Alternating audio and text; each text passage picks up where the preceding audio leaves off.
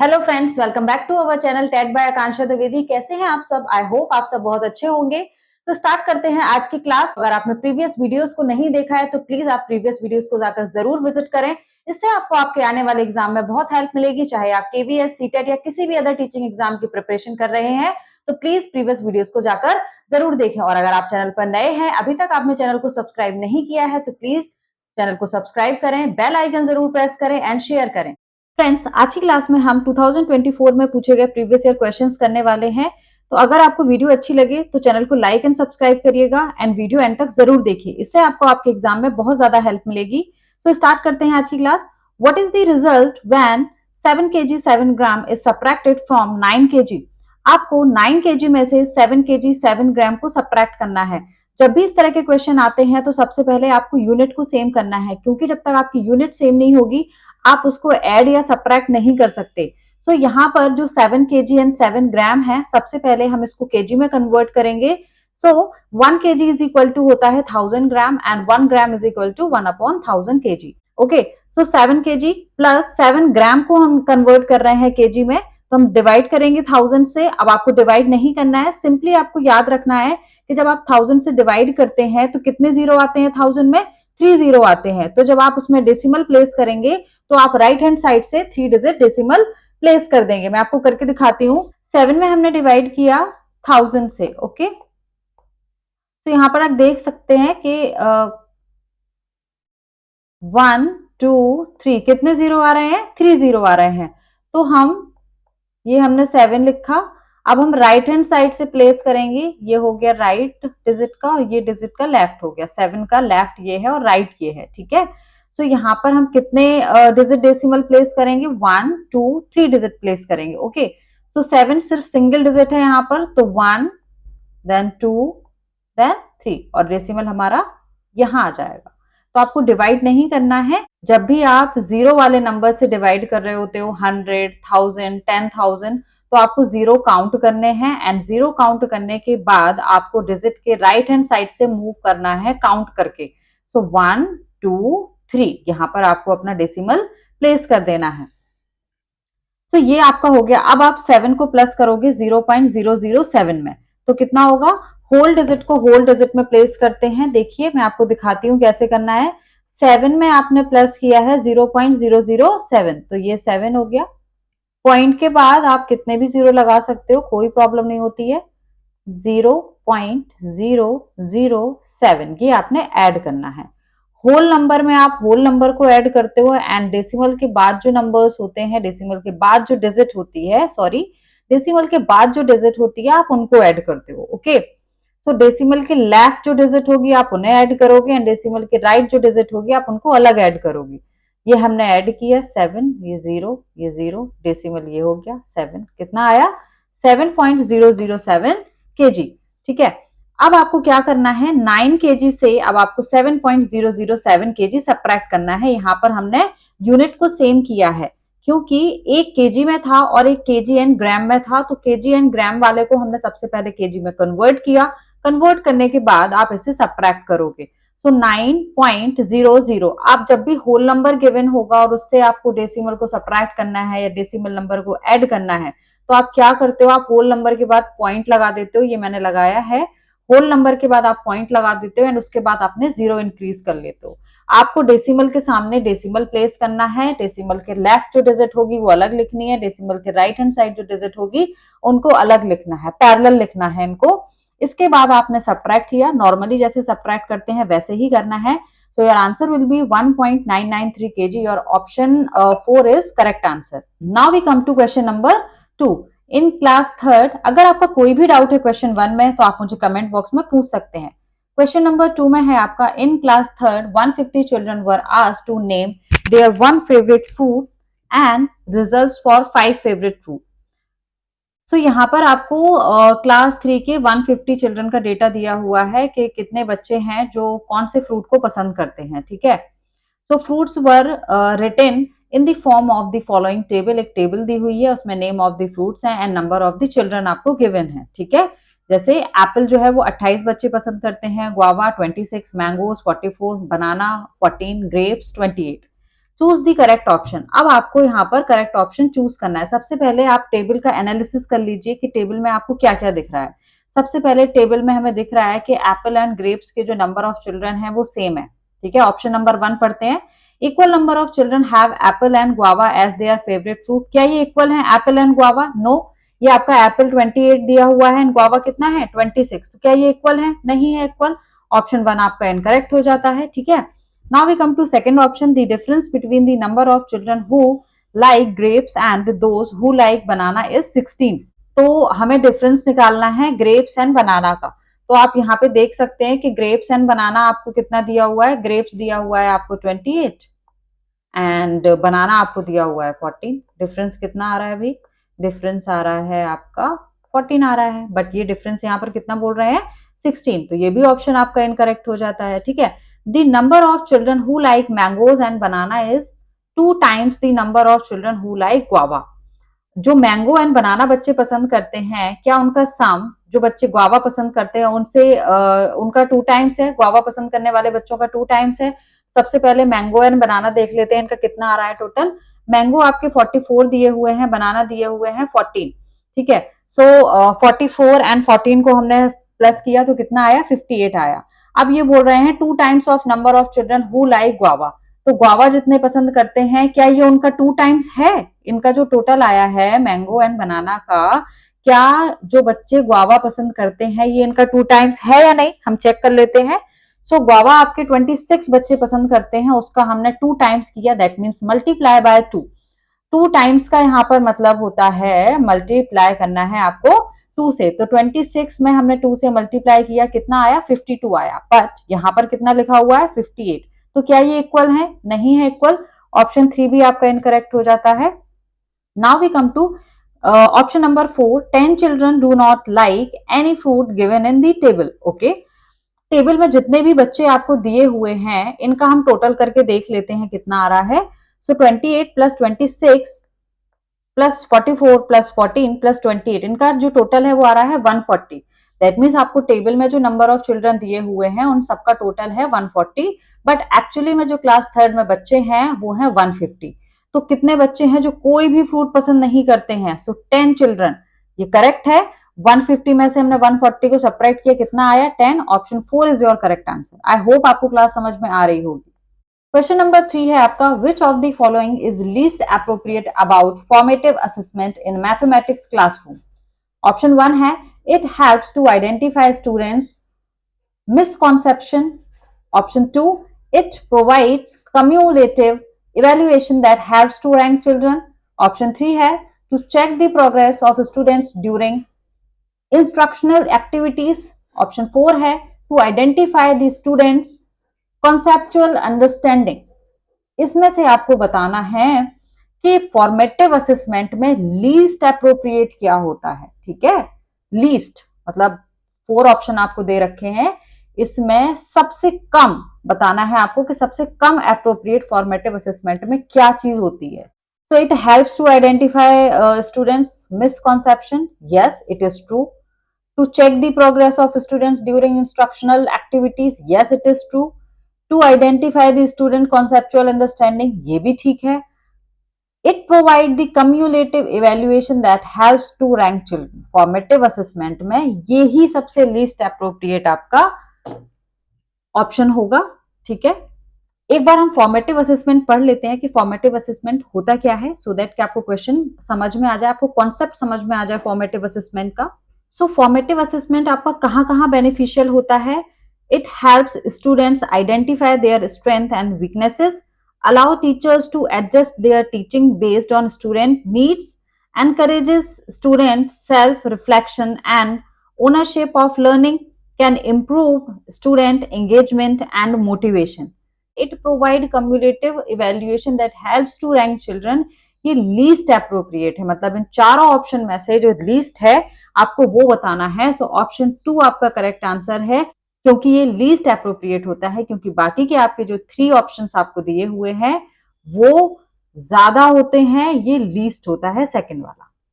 Question number 4 है, a person withdrew rupees 4560 from his bank account on 4th of a month and deposited rupees 2567 on 20th of the same month. If at the end of the month balance is rupees 3125, then money at the start of the month in his account was. For example, आपने अपने bank से 4560 rupees निकाले किस date को from his bank account of the 4th of the month. आपने 4 तारीख को अपने अकाउंट से 4560 रुपए विड्रॉ किए एंड उसके बाद आपने 20 तारीख को 2567 रुपए जमा किए। ठीक है, आपको बताना है कि आपके अकाउंट में प्रीवियस मतलब जब आपने निकाले थे उसके पहले आपके अकाउंट में कितना बैलेंस था और 3125 रुपीज अभी भी आपके बैंक अकाउंट में है। ओके, सो जो आपने विड्रॉ किए थे वो आप सबसे पहले जो आपका रिमेनिंग अमाउंट बचा हुआ है आप उसमें प्लस कर दोगे। ओके, सो 4560 आपने 3125 में क्या किए, प्लस किए। कितना आया प्लस करने पे, 7685 रुपीज आया। ओके, इसके बाद 2567 रुपीज यहाँ पर आपको क्या कर देने हैं, माइनस कर देने हैं। क्यों माइनस कर देने हैं, क्योंकि ये जो अमाउंट है ये आपने जमा किया है और आपको बताना है कि आपके विड्रॉ करने के पहले और जमा करने के पहले अमाउंट क्या था। दैट मीन्स जो विड्रॉ वाला अमाउंट है वो आपको अपने रिमेनिंग अमाउंट में ऐड कर देना है। तो 2567 जो अमाउंट है ये आपको माइनस कर देना है। Okay, so your answer will be 5118 rupees. Option 2 is your correct option.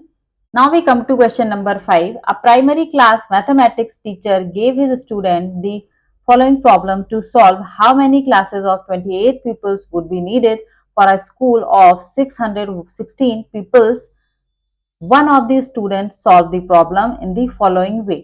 Okay, ये डेटा आपको गिवन है, क्वेश्चन पूरा आपको गिवन है। ठीक है, अब जो बच्चा है उसने किस तरीके से इस क्वेश्चन को सॉल्व किया, उसने लिखा कि एक क्लास में कितने पीपल्स दैट मीन्स कितने नंबर ऑफ स्टूडेंट होने चाहिए, 28 होने चाहिए। ठीक है, 28 से ज्यादा नहीं होने चाहिए। आपको बताना है कि ऐसे कितने क्लासरूम होने चाहिए जिनमें 28 बच्चे हों एंड टोटल नंबर ऑफ जो स्टूडेंट हैं वो आपके 616 होने चाहिए, इससे ना ज्यादा ना कम। ठीक है, सो उसने कैसे किया इस क्वेश्चन को, उसने 10 में पहले उसने 10 क्लासेस का देख लिया डेटा कितना है। अगर वन क्लास में 28 पीपल्स दैट मीन 28 स्टूडेंट आते हैं तो 10 क्लासेस में कितने आएंगे, सिंपल है, एक चॉकलेट 10 रुपए की आती है तो 10 चॉकलेट कितने की आएंगी, 10 इंटू 10 दैट मीन 100 रुपीज की आएंगी। सिमिलरली अगर एक क्लास में 28 बच्चे हैं तो 10 क्लासेस में कितने बच्चे होंगे, 280 स्टूडेंट्स होंगे। सिमिलरली उसने फिर से लिख लिया कि 10 क्लासेस में कितने बच्चे होंगे, 280 को उसने ऐड किया तो आया 560। अब कितना जो नंबर ऑफ स्टूडेंट है वो आपके पास कितने दिए हुए हैं, 616, बट ये तो अभी 560 है। फिर उसने देखा कि 2 क्लासेस में कितने बच्चे होंगे, अगर 1 क्लास में 28 है तो 2 क्लासेस में कितने स्टूडेंट होंगे, 56 होंगे। 560 में 56 को ऐड कर दिया, आया 616। यानी कि ये जो डेटा है वो बिल्कुल ठीक है कि 10 + 10 + 2 22 क्लासेस ऐसी होंगी जिनमें 28 बच्चे एक क्लास में होंगे and total number of student कितने होंगे, 616 होंगे। अब आपको बताना है, आपको तो ये क्वेश्चन पूरा गिवन होगा, ये उस बच्चे के सॉल्व करने का मेथड है। अब आपको बताना है विच of the following is most appropriate for the algorithm used by the student. उसने मोस्ट अप्रोप्रिएट कौन सा मेथड यूज किया इस प्रॉब्लम को सॉल्व करने के लिए। The student has used both the distributive and associative laws of division to solve the problem. The student has used an incorrect algorithm to solve the problem. The student has used the associative law of division across addition to solve the problem.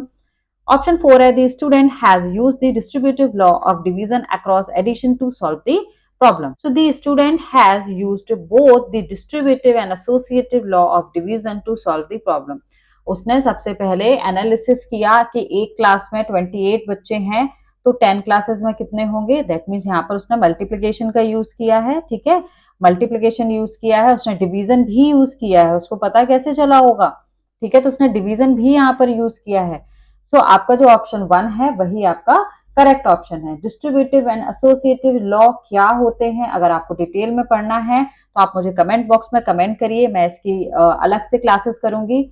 Distributive and associative law, commutative law, जितने भी laws होते हैं हम उसकी अलग से class करेंगे, but comment box में आप कमेंट करिए। यहाँ पर मैंने आपको दिखाया है कि डायरेक्ट इसका आंसर कैसे आएगा, ये तो उस बच्चे के सॉल्व करने का मेथड था। एक क्लास में 28 बच्चे हैं, ऐसी कितनी क्लासेस होंगी, सो दैट कि जो टोटल नंबर ऑफ स्टूडेंट है वो 616 हो। तो 28 में से आपको डिवाइड करना है 616 में, तो कितना आ जाएगा, 22 क्लासेस यहाँ पर आ जाएंगी। Now we come to question number 6, a triangle having all sides of different length is called. ये आपको पता होने चाहिए कि जो टाइप्स ऑफ ट्राइंगल हैं वो कौन कौन से होते हैं, ठीक है, क्या क्या करेक्टरिस्टिक्स होती हैं। सो यहाँ पर लिखा हुआ है scalene, a right angle and equilateral triangle, and fourth option है आपका एन आइसोसेल। सबसे पहले स्केलिन ट्राइंगल को क्या बोलते हैं, विषम बाहु त्रिभुज बोलते हैं। विषम बाहु, बाहु का मतलब होता है भुजाएं या साइड जिनको बोलते हैं, तो जिनकी सभी साइड अलग अलग होती हैं उनको विषम बाहु कहते हैं। राइट ट्राइंगल क्या होता है, राइट ट्राइंगल होता है जिसमें कोई भी एक एंगल जो है, तीनों में से कोई एक एंगल 90 हो, उसको समकोण त्रिभुज बोलते हैं, राइट एंगल ट्राइंगल कहते हैं, ठीक है। एंड इसके बाद है option 3 and equilateral triangle. Equilateral triangle का मतलब होता है समबाहु त्रिभुज, जिसकी सभी साइड इक्वल हो उनको समबाहु त्रिभुज कहते हैं। ऑप्शन 4 है एन आइसोसेल्स ट्राइंगल। आइसोसेल्स का मतलब होता है समद्विबाहु, दैट मीन समद्वि, नाम से ही समझ में आ रहा होगा, जिनकी दो भुजाएं, दो साइड इक्वल होती हैं उनको समद्विबाहु त्रिभुज कहते हैं।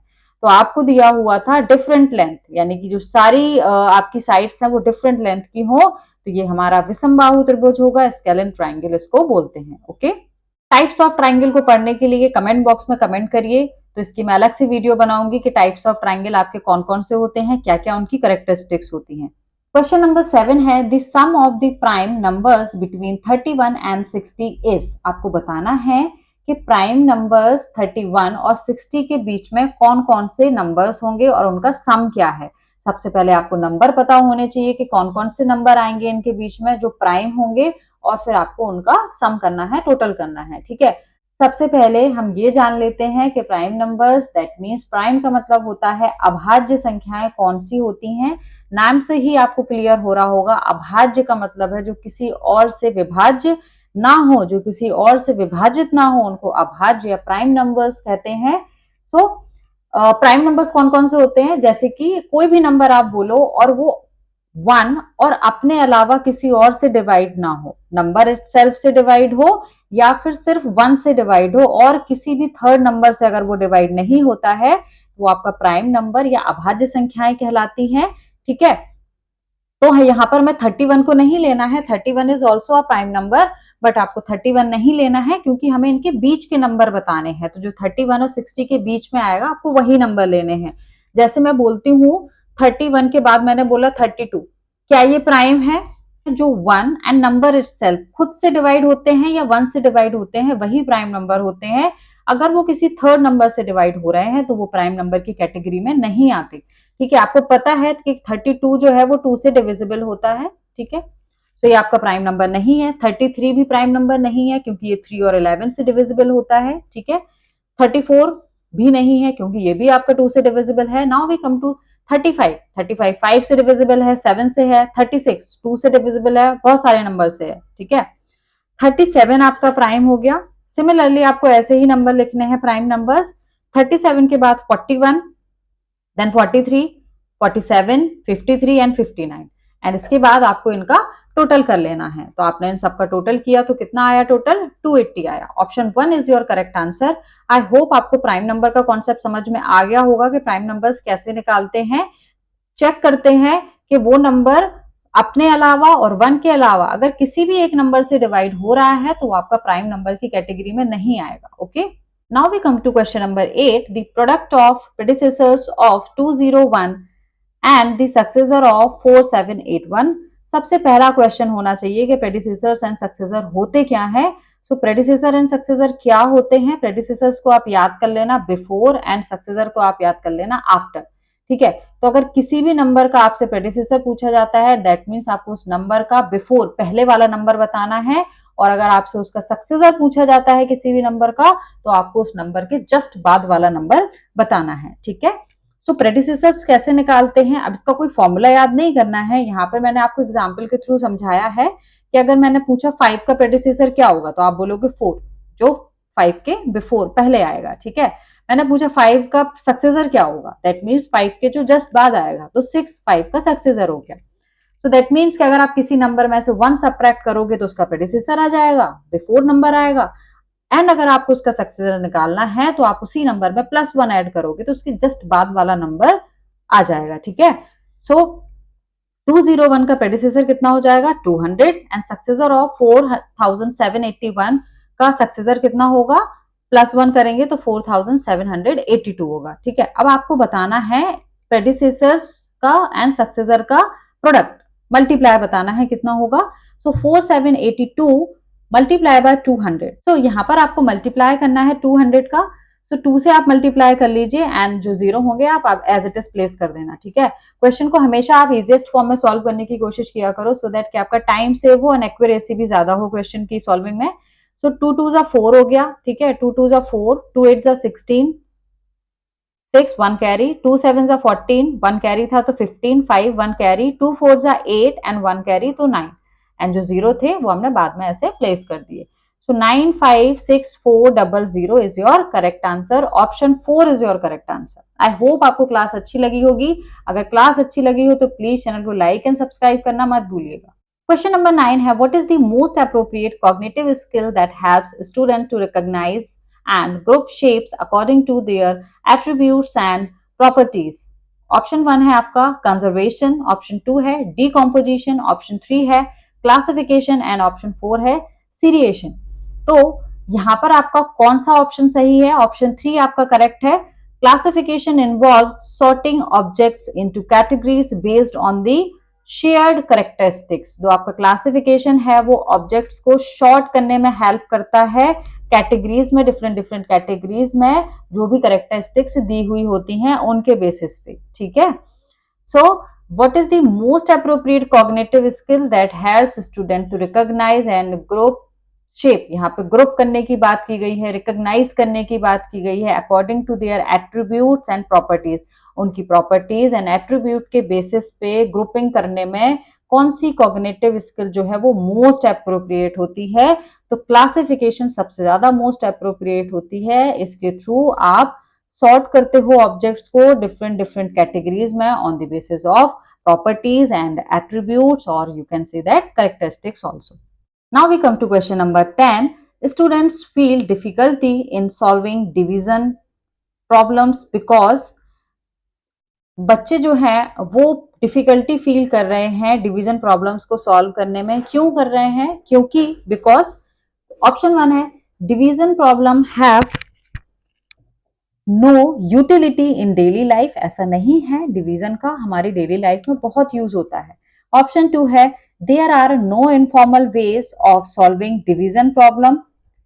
कोई इनफॉर्मल वे नहीं है डिवीजन प्रॉब्लम को सॉल्व करने का, ऐसा भी नहीं है क्योंकि जो लोग पढ़े लिखे नहीं होते, जिनको नोटबुक पे डिवीजन करना नहीं आता, जिन्होंने कभी पढ़ाई नहीं की, आपने देखा होगा कुछ ऐसे शॉपकीपर्स होते हैं। अगर आप रूरल एरियाज में जाओगे तो आपको ऐसे शॉपकीपर्स बहुत मिल जाएंगे ग्रोसरी पे और बहुत सारी जगहों पे। जो लोग वेजिटेबल सेल करते हैं सब्जी मंडी में, आपको बहुत सारे लोग ऐसे मिल जाएंगे जिन्होंने कभी पढ़ाई नहीं की होगी, लेकिन वो हिसाब किताब की चीजें बड़े अच्छे से कर लेते हैं बिना पढ़े लिखे। तो ऐसा नहीं है कि कोई इनफॉर्मल वे नहीं है डिवीजन प्रॉब्लम्स को सॉल्व करने का, बिल्कुल है, ठीक है। क्वेश्चन नंबर 3 है हम फॉर्मल सीखते हैं, ठीक है। जब बच्चे सीखते हैं तो वो फॉर्मल वे में सीखते हैं, नोटबुक पेन पेंसिल सबसे। लेकिन जो लोग पढ़े लिखे नहीं होते वो इनफॉर्मल वे से ही प्रॉब्लम्स को सॉल्व करना सीखते हैं, ठीक है। ऑप्शन 3 है आपका for solving division problem students need to know addition subtraction and multiplication. Option 4 है students do not like the sign of division. ऐसा नहीं है, ऑप्शन 4 तो आपको पहले ही बाहर कर देना है कि बच्चों को डिवीजन का साइन पसंद नहीं है इसलिए वो सॉल्व नहीं कर पा रहे हैं, ऐसा नहीं है। ऑप्शन 3 डिस्कस कर लेते हैं क्या है। तो जब भी आप डिवीजन प्रॉब्लम सॉल्व करते हो तो आपको एडिशन आना चाहिए, आपको सब्ट्रैक्शन आना चाहिए, आपको मल्टीप्लिकेशन आना चाहिए। अगर आपको इन सारे कॉन्सेप्ट की नॉलेज है तभी आप डिवीजन कर पाओगे। डिवीजन में आपको सब्ट्रैक्शन भी करना होता है। जब आप टेबल पढ़ते हो तो मल्टीप्लिकेशन भी यहाँ पर इंपॉर्टेंट हो जाता है, टेबल में आपका एडिशन भी इंपॉर्टेंट होता है। जब हम टेबल यूज करते हैं डिवीजन में तो उसमें मल्टीप्लिकेशन भी यूज हो रहा है, उसमें सब्ट्रैक्शन डिवीजन में यूज होता है, एडिशन का कॉन्सेप्ट भी आपको पता होना चाहिए।